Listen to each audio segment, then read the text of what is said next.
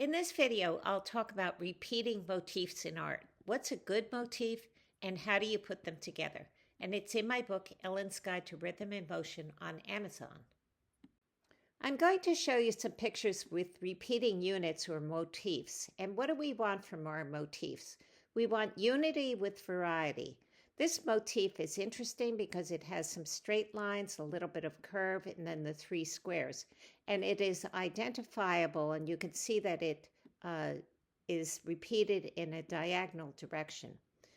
This motif is boring, and this one is hard to figure out. The motif is actually this, and you can see that it is repeated here, but with all this other stuff, it's hard to find that motif.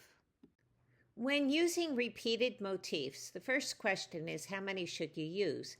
And with the rule of odds, we generally want to use 1, 3, 5, or 7 repetitions. And after that, no one's counting anymore. Then you want to ask about unity. And here there's unity in color, and the patterns are similar. And the head and feet carve out undulating curves. The variety is provided by the different heights, angles, and spacing, and the details are similar but not the same. For these flying geese, unity is provided by the colors, the blues and oranges, the fact that they're going in the same direction, and that they have a cohesive shape. Variety is provided by the different stages of flight. Now, specifically for birds, how do you ground birds? And what I used here are horizontal clouds that counter their diagonal direction. And how do you show depth when you're in the air? The only way really is by overlapping, because size differences can be ambiguous. Is this a little goose or a goose that's far away? The motif in this painting are the telephone poles and the bare trees that serve as vertical accents throughout the picture. And they're unified because they're about the same height and they're repeated in the reflections. And they're varied because the reflections have slush going over it. And also the reflections have this zigzag line. If you want this to look more realistic, the zigzag should be small in the background and then get bigger as it comes toward the viewer.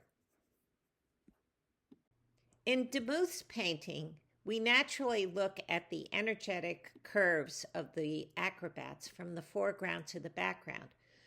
But to keep this from becoming chaotic, he uses the red posts as motifs. And what are their function? For one, they contain the eye. The largest and heaviest poles are placed closest to the edges, so the eye comes to the edge and then swings back into the picture. Also, they act as alternating vertical accents that slice through the curves, giving us a stable grid to look at the movement. In Caillebott's painting, the motif is the umbrella, which is set against vertical dividers, like the lamppost and verticals on the buildings. Unity is due to the fact that we see umbrellas in the foreground and the background. Variety is provided by the different sizes of the umbrellas, their different angles and orientations. In this beautiful watercolor by Prendergast, he has at least 2 motifs. One motif is the parasol, which we see particularly the red ones in the foreground, and then getting smaller with distance, and then found in the back here. The second motif is the white dress and suits, particularly in the foreground, but threaded throughout the crowd.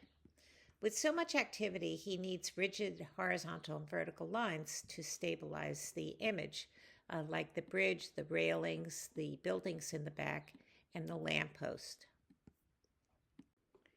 The motifs in this drawing are the rectangular shapes that block this curved movement.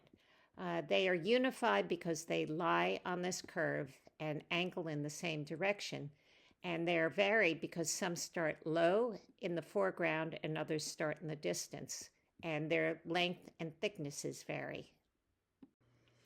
In my painting, I have 13 figures, but after about 7 or 8, it doesn't matter whether it's odd or even.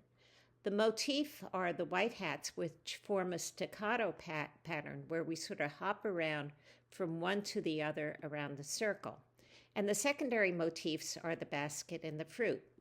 The figures are unified because they're in a circle around the fruit as the central focus.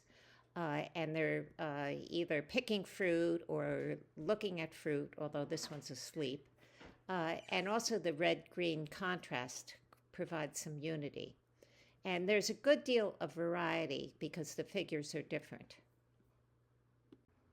Check out my book on Amazon, and please remember to subscribe.